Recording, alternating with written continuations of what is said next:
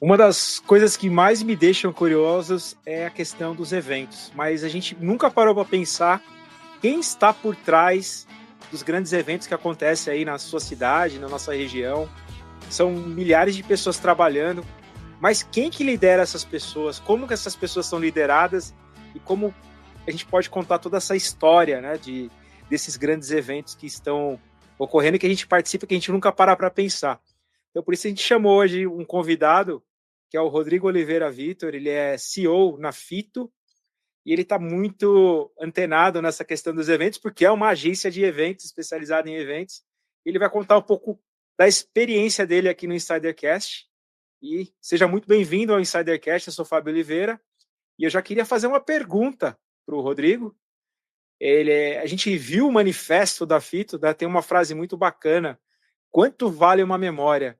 E aí eu queria começar por aí, perguntar na infância do Rodrigo se ele tem alguma memória que ele carrega até hoje e que de alguma forma ajudou a transformar o líder criativo e humano que você é hoje. Rodrigo, seja muito bem-vindo ao Insidercast. Ô, Fábio, obrigado pelo convite, um prazer estar aqui contigo. E, boa pergunta, a gente voltar na infância, às vezes a infância é traumática, né? Adolescência ali, é claro que tem muita coisa boa, mas pensando nesse ponto, acho que duas coisas. Umas festinhas, eu lembrei agora, as festinhas que eu ia quando era menino ali, 14, 15 anos, né? Quando a gente começa a frequentar alguns eventos, sejam as festas de 15 anos, ou eventos na casa de amigos, e me chamava muita atenção aquele movimento, né, de você ir comemorar um marco na vida da pessoa e socializar, né, com outros jovens. Eu acho que esse é um ponto que me chama muita atenção para entrar no futuro, né, vir mais para frente no mercado. E a experiência de surfar, né? Então, ali, jovem, 12, 13 anos, eu comecei a praticar o surf. Sou de São José dos Campos, ali perto de Ubatuba, então a vida toda fui para a praia. E acho que isso me trouxe também essa questão da experiência, dos desafios, né? O mar, a onda vem de maneiras diferentes, você toda hora tem que estar se movimentando, sempre tem um perrengue, né? Você nunca está pronto para aquilo, por mais que você treine e insista, né, no esporte. Então acho que isso me trouxe um pouco da visão para o empreendedorismo, né? E para a criatividade, estar sempre me mexendo, sempre buscando uma posição nova e vai para frente, vai para trás, vai para o lado, né? O mar te traz isso. Olha que legal. Por falar em mar, eu vou trazer uma pessoa que vive muito perto do mar aqui, o nosso colega. A gente não está sozinho, que é o Cleiton Lúcio. E aproveitar e fazer uma de praxe, né? Fazer uma pergunta para ele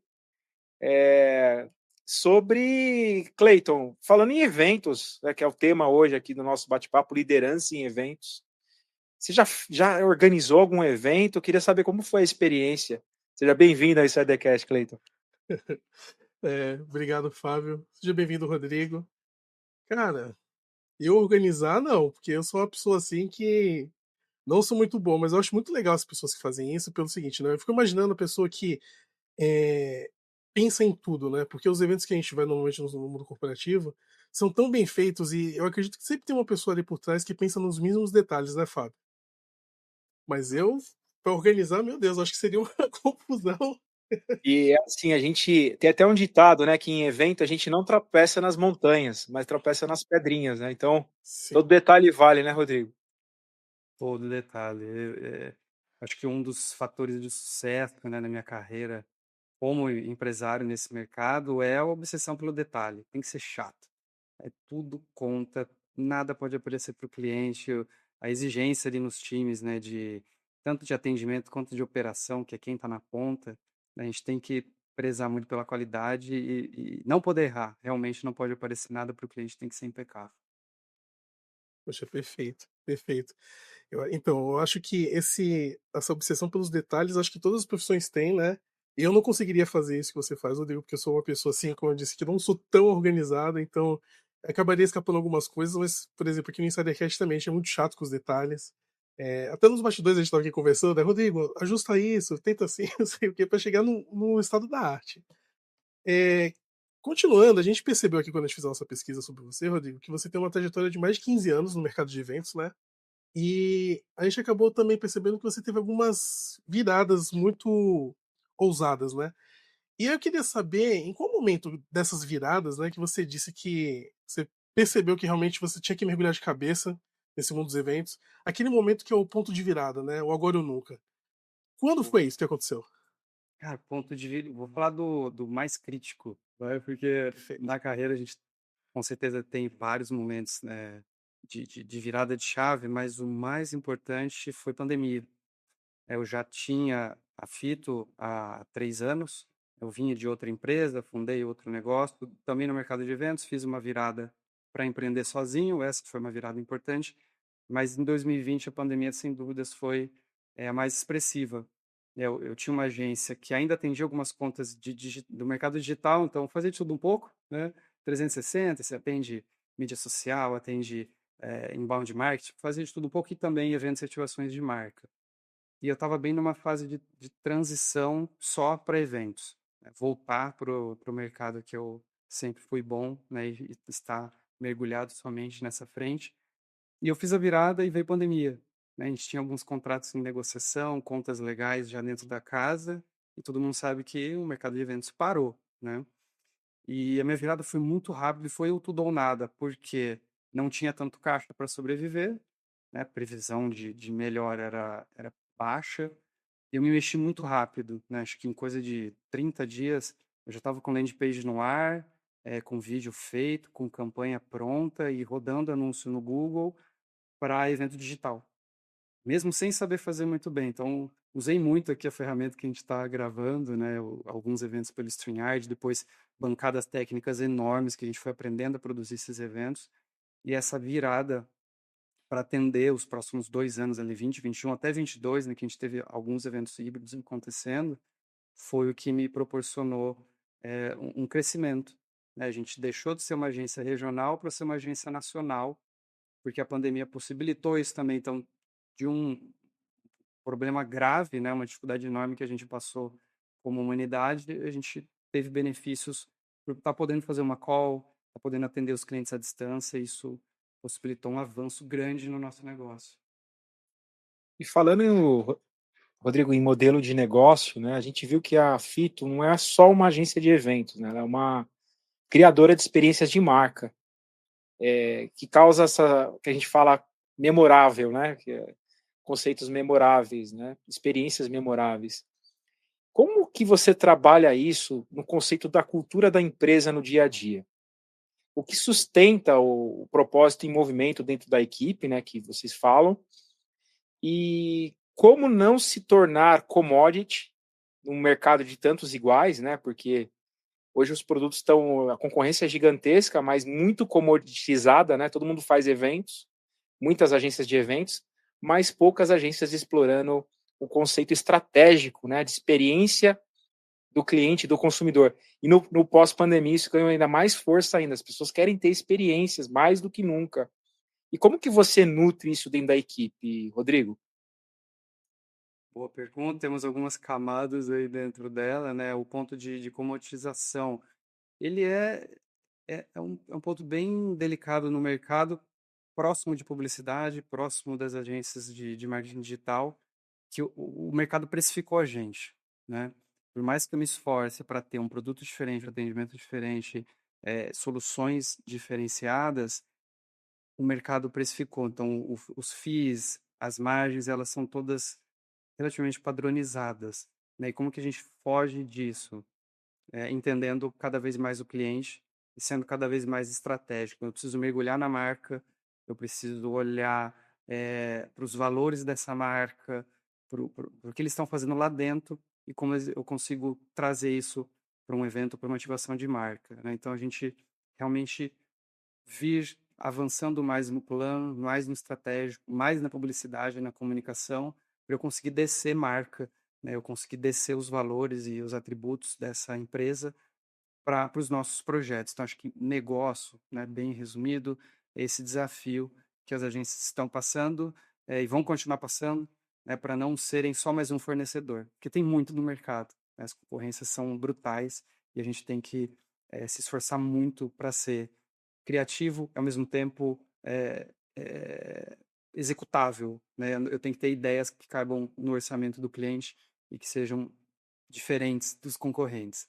E aí, olhando para a cultura, né, como que eu trago isso para dentro do negócio? Não exploro tanto essa dificuldade, né, porque ela é inerente ao negócio, mas eu exploro muito os rituais e os artefatos que a gente tem hoje no negócio para sustentar um time motivado, que está todo dia fazendo propostas novas, todo dia participando de concorrência, todo dia atendendo um projeto diferente, que é cansativo, é maçante. É como que você mantém essa galera engajada, com rituais, artefatos e diretrizes culturais muito bem estruturadas. Então, acho que esse é um dos grandes pontos para a gente se diferenciar no mercado. É como eu trato a minha equipe, isso vai ser expandido para como o cliente percebe as nossas relações humanas, né? Então, toda a estrutura de reunião, a gente tem uma série de reuniões, então, daily, os semanais, né, os weeklies, os sprints semanais, os one-on-ones, PDI bem estruturado, descrição de cargo, né, um pouco antes, bem estruturada, além do que o mercado trabalha. A gente tem os all hands semanais, que toda semana a gente trabalha número, né, os dados comerciais, os dados de projeto. Eu sempre trago um recado de cultura, alguma coisa que a gente escutou na semana passada. Estamos com um ruído de comunicação, estamos com um pontinho aqui que subiu em alguma das reuniões dos times, a gente já vem e trata de uma forma rápida, né, e adequada. As reuniões semanais, mensais de liderança também tem semanal. Eu estava até agora, né, em uma delas, fazendo esse catado junto com a liderança do mês. Então, tem uma série de coisas que a gente acaba fazendo.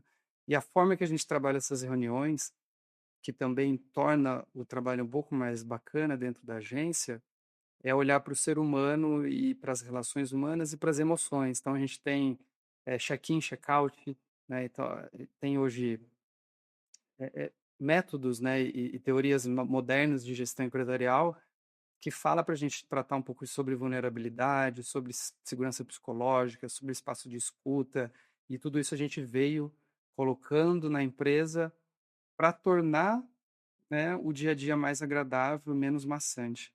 Então a gente cuida da nossa gente para poder entregar esse volume, né, e esse, essa dificuldade, né, esse desafio tão grande de atender um mercado que tem muito player, tem muita ideia boa e a gente tem que conseguir se diferenciar. E é isso, né? Gente motivada, processos bem estabelecidos, cliente feliz, né, ao mesmo tempo.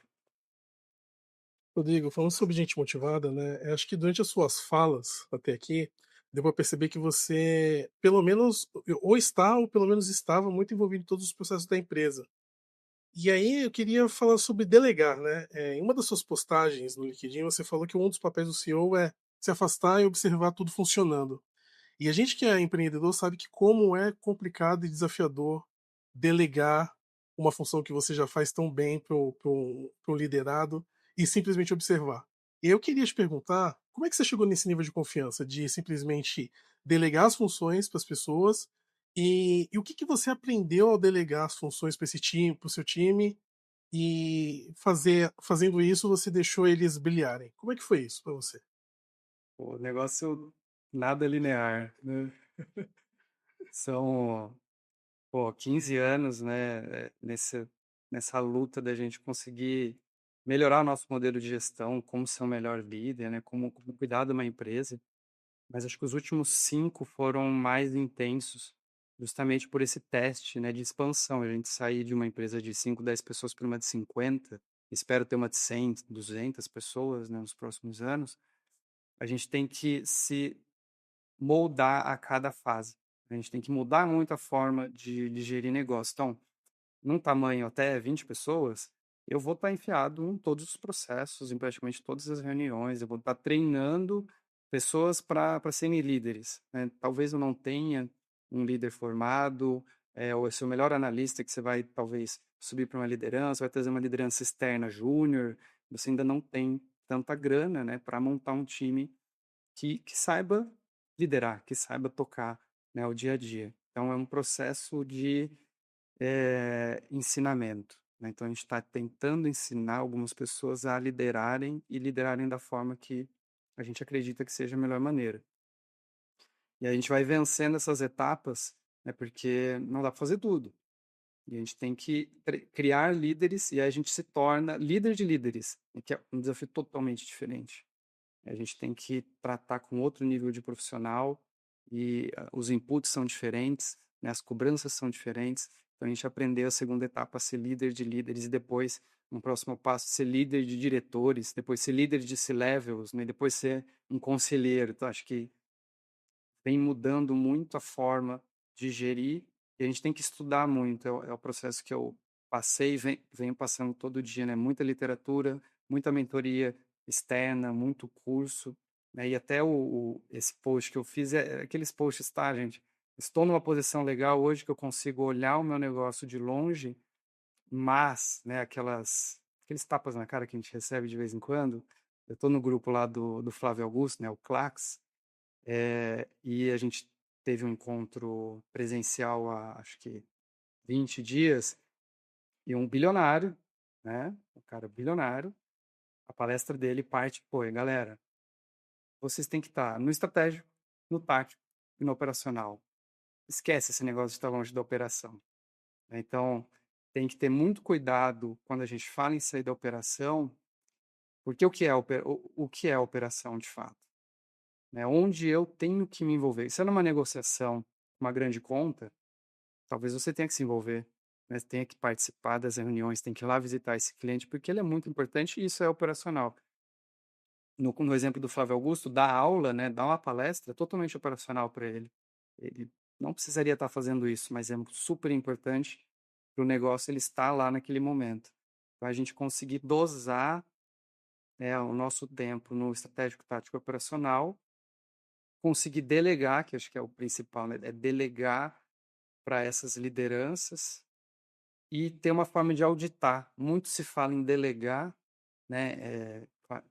Enfim, dá para a gente ficar horas falando sobre não delargar e discorrer formas da gente gerenciar um time, mas a gente esquece de falar do auditar, né? A gente delegar, mas também cobrar ali o retorno, saber o que eu estou pedindo, passar essa informação da forma adequada e não esperar maturidade. Eu acho que isso também é um contraponto de gestão, que muita gente fala, pô, mas o meu time não é maduro, minhas lideranças não são maduras, eu tenho que fazer tudo, ninguém consegue fazer do jeito que eu faço. E eles precisam ser mais maduros para receber essa informação. É o contrário. Com o desafio dado, você desenvolve maturidade. E aí você tem que ter apetite a erro, né?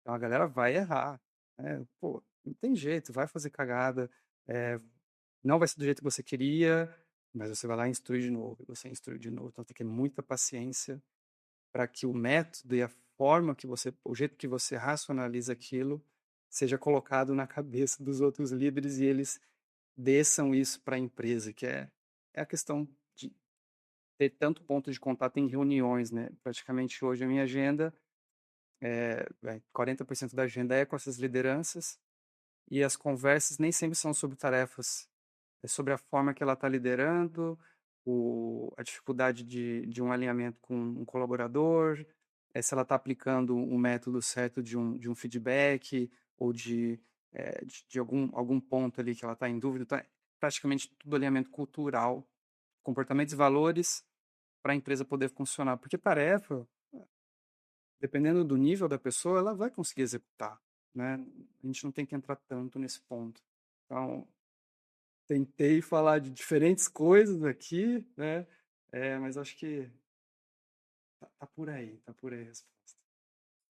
É como dizem, né? Um dos maiores desafios hoje do líder não é delegar, porque muitas vezes ele delega, mas ele delarga. São palavras muito semelhantes, mas que tem uma diferença gigantesca, né? É delegar, mas acompanhar e apoiar, né? Inspirar, liderar pelo exemplo, né? Isso aqui faz a grande diferença numa liderança, num mundo hoje que está sendo muito afetado, inclusive, pelas questões de saúde mental, justamente por essa questão do desenvolvimento da liderança.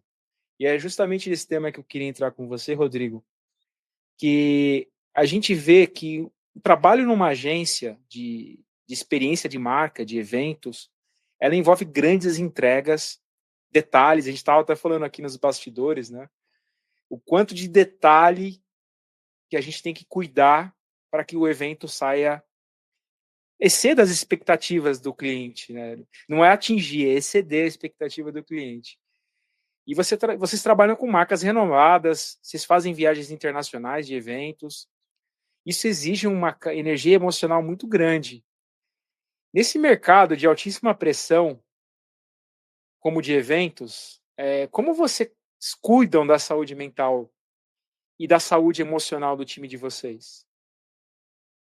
Muito bom. Olhando para essa parte de acolhimento, né, do cuidar, um dos grandes acertos que eu considero feitos, né, nesses últimos anos foi montar um time de gente, mesmo numa empresa pequena, né? Hoje, 50 colaboradores é uma empresa pequena, a meu ver. Tem empresas com 100, 200 colaboradores que tem uma pessoa de recrutamento e seleção. Tem umas coisas meio fora, para mim não entra na minha cabeça estar com uma empresa sem um time de gente. Então, alguns anos atrás, comecei com uma pessoa, chegamos a 4, 5, e a gente montou um time que não está olhando só para dados, né, turnover e tal. Não, a gente tem uma gerência, temos uma BP, né, uma business partner, tem uma vaga aberta, tem uma pessoa de DP e uma de DHO. Né? Então, a gente olha para a cultura e gente, um time relativamente grande para o tamanho do nosso negócio. E cria-se ferramentas para a escuta. Né? Então, hoje a gente tem uma ferramenta online, o que a gente usa para as trocas de feedbacks, né? Para avisos, e também tem um espaço ali de auditoria, de ouvidoria, se alguém quiser utilizar um espaço mais seguro, né? Isso ferramental, mas as trocas que acontecem no time por ter pessoas preparadas, né, hoje para escutar. Então, se eu tenho um problema, eu posso acionar essa pessoa como se tivesse um psicólogo dentro do negócio, né? E eu vou lá bater um papo, trazer meus pontos, que se eu estou com alguma dificuldade, pedir um apoio e tratar. Uma das ferramentas que a gente tem aqui dentro é o tratamento de tensão. Também está nessa linha de formas mais modernas de se gerenciar um time.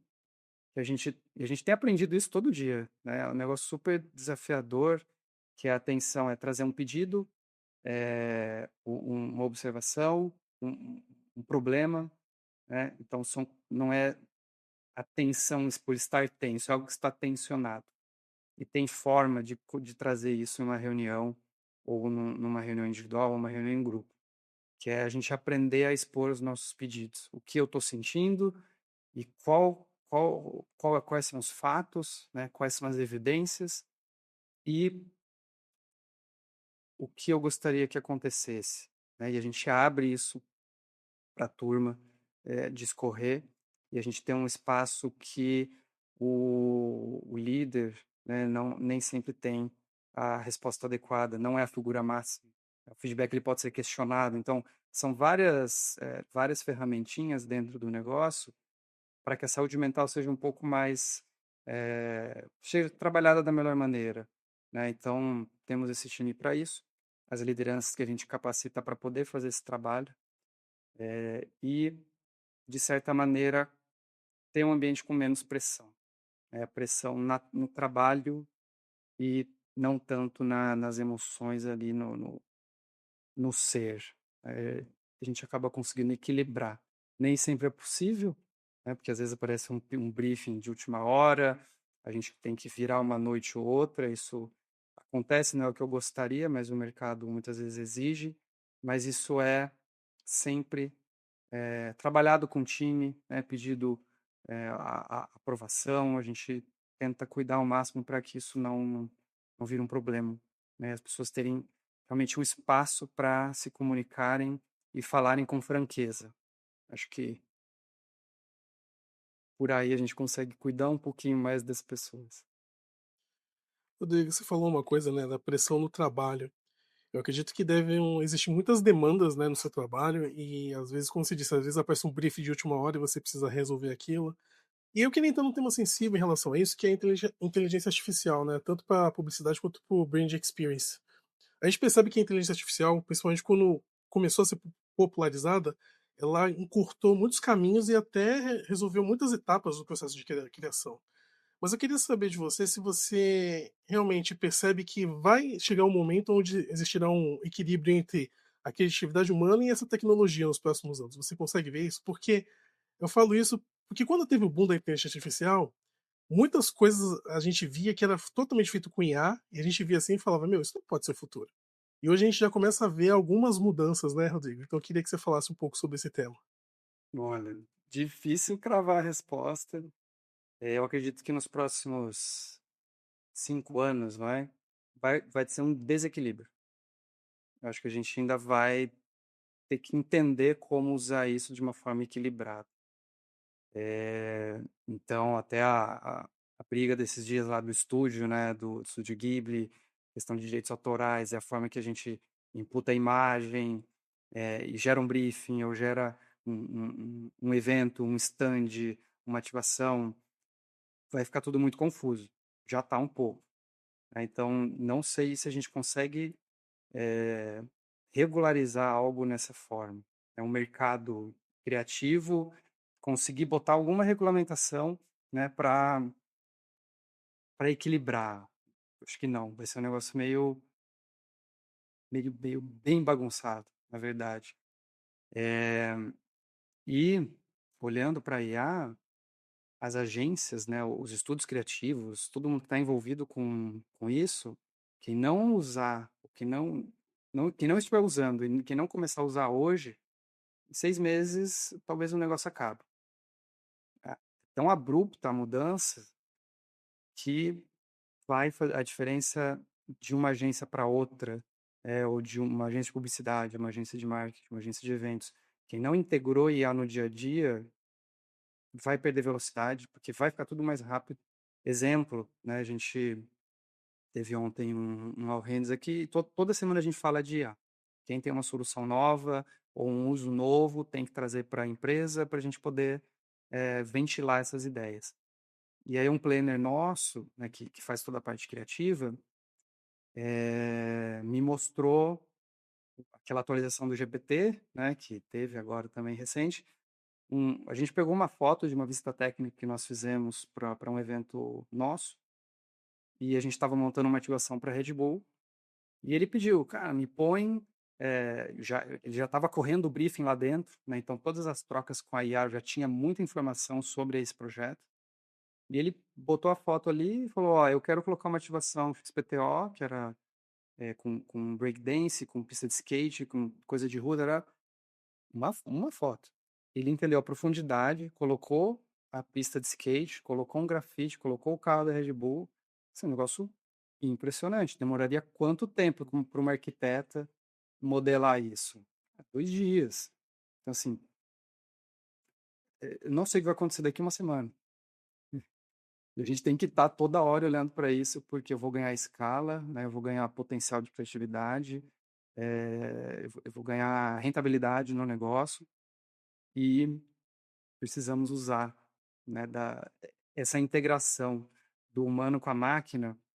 A gente também fez uma mentoria bem específica de IA para o mercado criativo, e resumindo, o que eles trouxeram você faz um pedido, o humano entra, ajusta, IA humano, e o humano sempre finaliza a ideia, né? Então a gente tem que saber usar isso como um parceiro, não delargar para IA, porque no fim a gente vai aprender a ler que aquele texto, aquele copy, ou aquela imagem, ou aquele projeto, ele tá meio robótico. Acho que o humano tem que saber, né, colocar esses inputs todos no meio do processo para a gente ter um resultado melhor.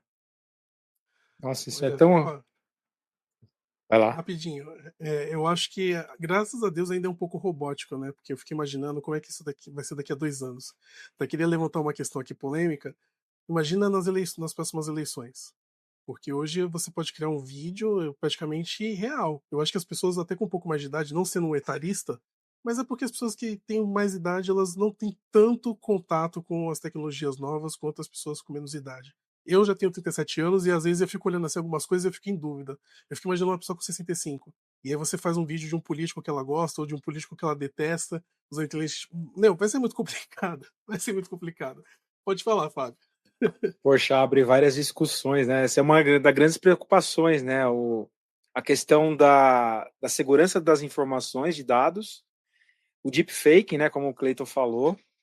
Só que trazendo um pouco para o nosso mundo aqui de audiovisual, como a IA transformou o nosso mundo. E o que você falou, Rodrigo, combina muito do que a gente imagina também. Essa combinação, né? A gente não tem como ficar de fora porque a IA é o novo computador, como foi o computador lá atrás, a gente tem que saber usar o computador. Só que o computador ele não trabalha sozinho. A gente tem que dar o comando para ele, a gente tem que modelar ele, a gente tem que fazer. Então a gente vê aplicações de IA no audiovisual impressionantes, desde a edição, dublagem, legendagem. Se a gente não aprender a usar isso, a gente perde muita competitividade e velocidade. Né? Então não dá para a gente fechar o olho para a gente também alçar outros mercados. E por falar em novos mercados, eu queria falar com você, Rodrigo. Vocês já estiveram, a gente pegou uma lista, alguns lugares muito legais que vocês já estiveram, Islândia, África do Sul, Grécia. Imagino que você deve ter vivenciado culturas muito diferentes da cultura brasileira. Eu queria te fazer essa pergunta: como que essas experiências internacionais tão diversificadas deixaram uma marca especial em você como líder e como pessoa? Pô, muito interessante. É,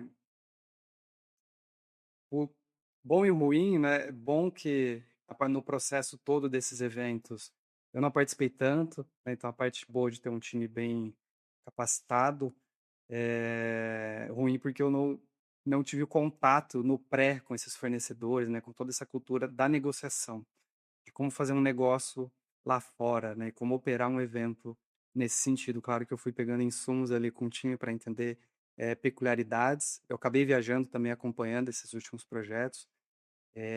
Mas falando de negócio, a gente pega a Grécia, Europa tradicional, os caras quadrados, né? Sim e não. Muito difícil você dar o jeitinho brasileiro. Né? Então, o escopo é bem definido, aquela negociação é daquela forma, eu respondo no meu prazo. Né? Então, a gente tem fuso. O brasileiro é tudo de última hora. Né? Então, um cliente que pede velocidade, o europeu não está nem aí. Cara, eu te respondo em 48 horas. Eu não vou responder antes. Então, tem que tomar muito cuidado com o planejamento, porque os prazos são diferentes. E o lado bom é que tudo é muito claro. Né? A conversa é muito clara, a informação ela vem e é fácil de se fechar um contrato. Né? Isso, Grécia, funcionou dessa forma. Lá, né, participando, auxiliando o time, deu para ver que rola uma flexibilidade. Então, estando lá, a gente consegue dar o nosso jeitinho brasileiro de pedir, pô, troca esse negócio aqui, muda essa posição. A gente, essas viagens foram todas 5 estrelas, né? Então a gente estava no Four Seasons lá. Os chefes são bem, assim, a cozinha é deles, né? Você não pode mexer na cozinha do cara. Mas a gente conseguiu mexer. Né? Você vem, faz um pedido, muda alguma coisinha. E então deu para ver que eles aceitam um pouco dessa forma, né? Da gente fazer alguns ajustes. A África já é bem diferente, já parece muito Brasil. Pura prazo, né? Responde pela metade, o contrato não vem, aí você tem que pedir para mandar o contrato de novo. Aquela, né? Um jeitão mais brasileiro. É, só que também do nosso jeito, muito caloroso o povo. As trocas, o fornecedor, você pede um, ele dá 10, né? Então tá todo mundo muito disposto a fazer o over delivery, a entregar mais. Isso muito legal, muito interessante a forma que eles prestam o atendimento, né? Parecido aqui com o Brasil. E na execução não atrasaram tanto, né? A gente conseguiu monitorar as entregas com esses parceiros. Claro que tinha um fornecedor, a gente executou alguns eventos num Safari, não tinha fornecedor lá perto. Eu lembro de um exemplo, uma florista, foi talvez a que a gente julgou ser a melhor ali para operar, né, para fazer os arranjos todos. Ela era maluquinha, assim, respondia tudo pela metade, a gente estava com um medo enorme dela não executar dentro dos prazos, e no fim funcionou. Mas esse medo, né, de um fornecedor não atender, na Grécia não teve. Na África já, na África do Sul a gente já, será que vai, será que não vai? E na Islândia aí já muda mais ainda, essas trocas, o povo muito mais frio. Lá eles não queriam fazer contrato, por exemplo, por ser uma ilha, um povoado pequeno, né, entre aspas, tudo fio do bigode. Não, contrato, que contrato aqui? Se eu falei que vai ter, né? Então, ah, imagina, você falar isso para o cliente que talvez você não vai ter o contrato de uma locação super importante que não pode ter problema, a gente não pode perder aquela data. Então, e lá também o povo mais sério, né, mais sóbrio, e você vai absorvendo essas culturas, entendendo como cada país funciona, e não como turista, né? É como negócio. Então é uma visão totalmente diferente de você estar fazendo turismo. Rodrigo, falando sobre esses momentos, né? A gente percebeu que vocês foram reconhecidos em diversos prêmios, né? Só nos últimos anos. E queria saber como vocês conseguem continuar inovando num setor que realmente é tão exigente, com as expectativas tão altas e com a pressão constante. Difícil. Inovar com um cliente já da casa, acho que tão difícil quanto um cliente novo. É claro que você já entende do que ele gosta, do que aquela área gosta, porque tem várias camadas, né? O profissional que a gente está atendendo, a área, o chefe, o líder e a empresa, né? Então são várias camadas para a gente atender, entender quais são as exigências. Então, por ter um pouco mais de contato com o cliente, a gente tem soluções mais dentro do planejado do ano daquele negócio. Ao mesmo tempo, a gente já explorou tanta novidade que às vezes falta espaço para inovar, né? Então, como que a gente faz isso? Esse time criativo que a gente tem hoje aqui dentro, né? Os planejamentos, os DAs, as arquiteturas, o time de atendimento, o time de operação, tá todo mundo caçando tendência, caçando informação, caçando novidade, olhando no concorrente, olhando em outra empresa, né, explorando a internet, explorando eventos presenciais para trazer coisas novas. Então a gente tem que estar com uma antena ligada ali de busca por inovação e trazendo essas referências para dentro desses clientes. E muita coisa se recicla, né? Igual o mercado de moda. Ah, hoje calça skinny tá em alta, daqui 22 anos não vai estar, mas daqui 20 vai voltar. Então, você tem que reciclar muita tendência. Tem que saber olhar para isso e trazer dentro dos projetos, né? Acho que funciona, funciona um pouco dessa maneira e a gente sempre busca referências, tanto no nosso mercado quanto no externo, né? O que eu trago muito para a galera é o quanto vocês estão se expondo ao mundo. Moda, cinema, teatro, TV, festa, viagem. Então a gente tem que viver um pouco para trazer outras tendências, outras coisas de mercados diferentes para dentro dos projetos. Então tem esse esforço de viver um pouco, né? Da gente trazer de fora para os nossos clientes. É o grande erro que a gente comete muitas vezes como profissional é ficar dentro da nossa bolha. Por exemplo, a gente de comunicação, a gente não vai ficar lendo livro de comunicação apenas. Poxa, vamos ler uma ficção, um drama, ir para outras áreas, né?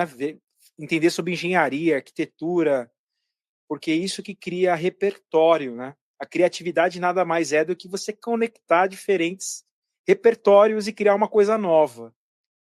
Tem até um livro que é o Roube como um Artista, que fala exatamente sobre isso.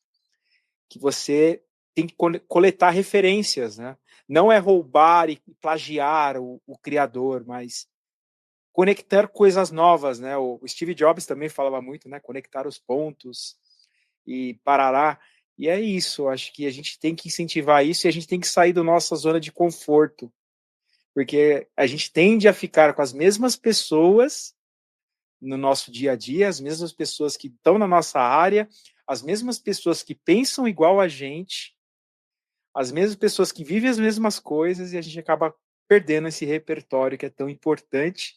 E por falar em repertório, queria te perguntar, Rodrigo, fora dos eventos, né? Como que você está ampliando o teu repertório, recarregando tuas energias? Você comentou lá atrás, no começo do episódio, que curtia surf. Não sei se ainda você é praticante, pega algumas ondas, mas fala um pouquinho aí dos seus hobbies, rituais, seus momentos especiais que ajudam a manter essa sua criatividade em alta.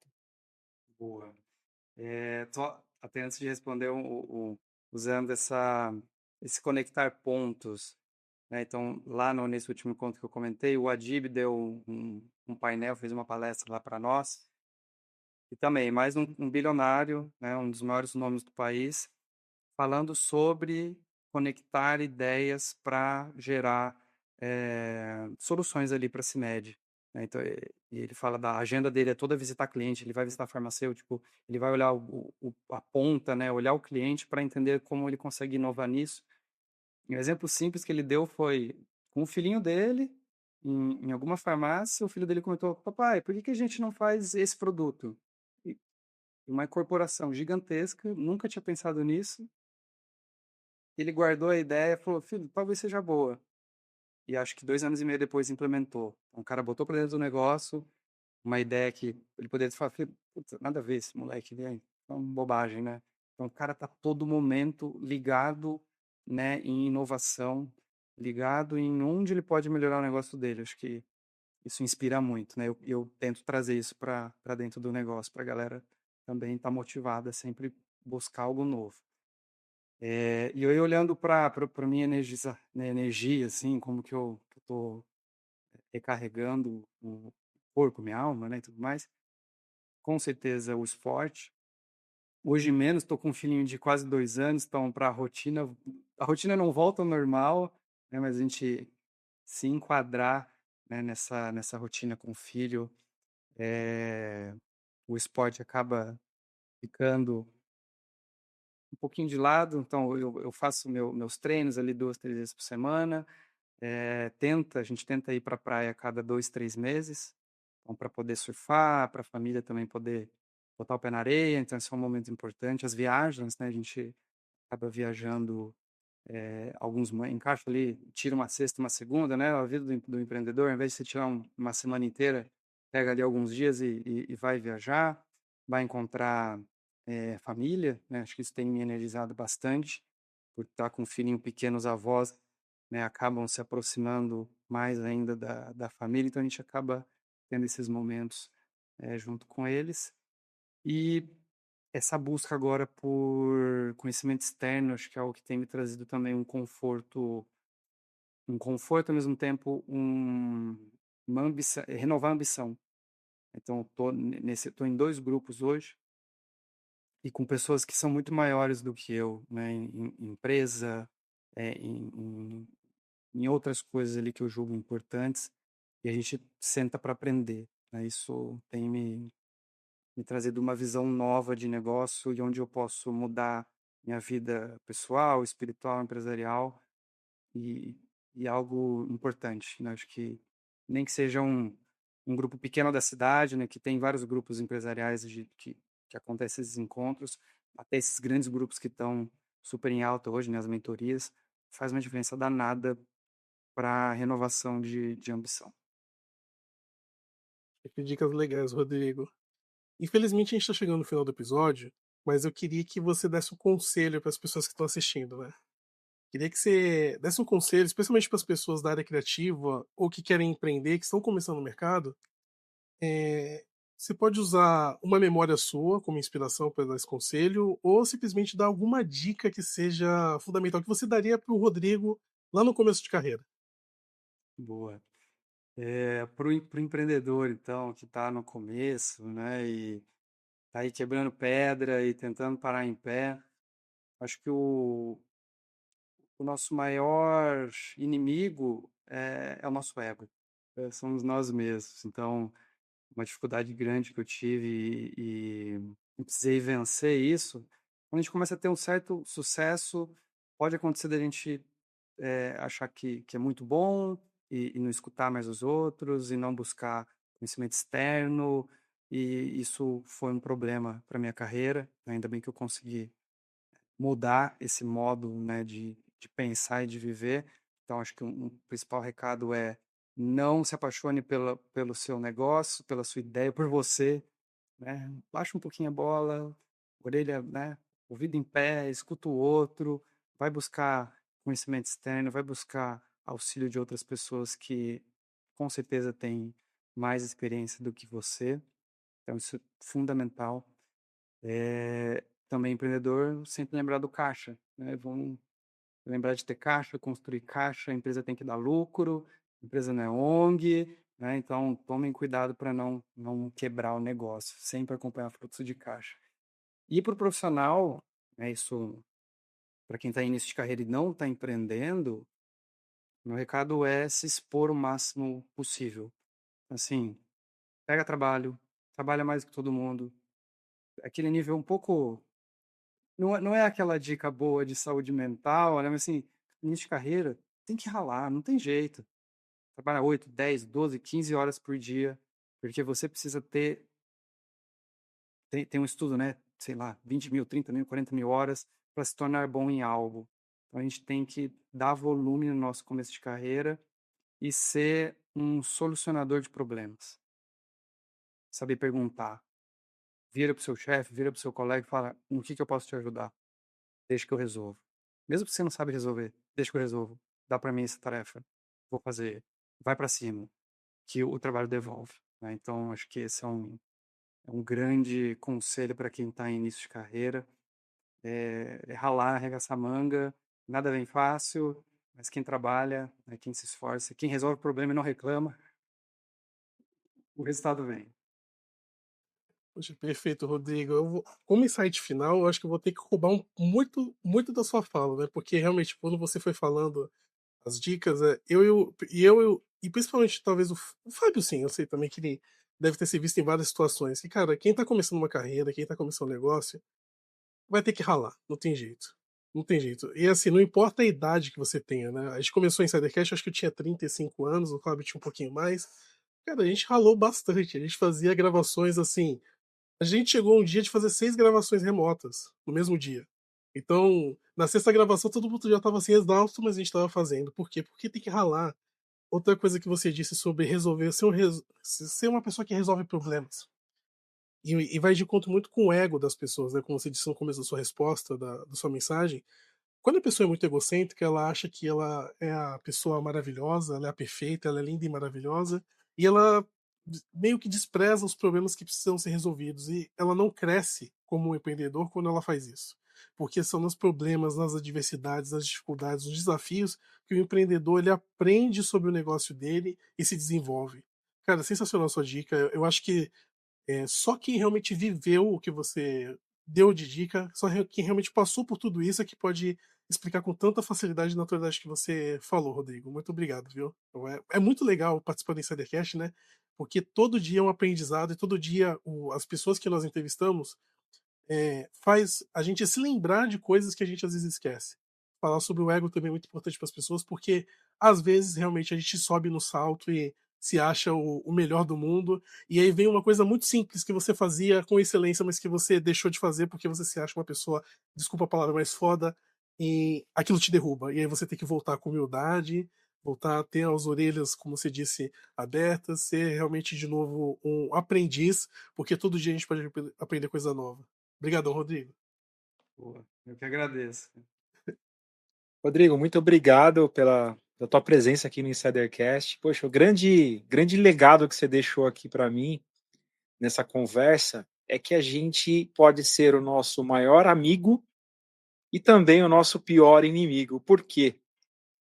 Muitas vezes a gente fica escondido atrás dos nossos medos, da nossa falta de iniciativa, do perguntar, do fazer, mas a gente pode ser também o nosso melhor amigo, né? A gente pode tomar as rédeas da nossa própria carreira, da nossa própria empresa, se a gente for um empreendedor. Então, tá tudo na nossa mão. Só que como a gente pode resolver isso, né, com muito autoconhecimento? Quais são as nossas fraquezas? nossos pontos de melhorias, nossos pontos de... que somos fortes, que somos só superpoderes, né? Que a gente faz a diferença. Então, o que a gente pode melhorar nas nossas fraquezas? E o ego está entre as principais fraquezas de pontos de melhoria do ser humano. E quem nunca falou que não teve ego está mentindo. Para você que acompanhou esse Insidercast, segue a gente lá nas redes sociais. A gente está, na maioria delas, no Instagram, LinkedIn, no YouTube, né? Você tem mais de 300 episódios lá com grandes CEOs, C-levels, empreendedores, assim como o Rodrigo, que esteve aqui abrilhantando o nosso canal com muitas dicas práticas. É um programa muito educativo que a gente aprende muito. Então, cada convidado, a gente fala aqui que vale como um MBA. Se você gostou, já compartilha aí com a galera, dá aquela curtida, incentiva esse episódio, para que esse episódio chegue a mais gente. E a gente se vê, então, numa próxima oportunidade.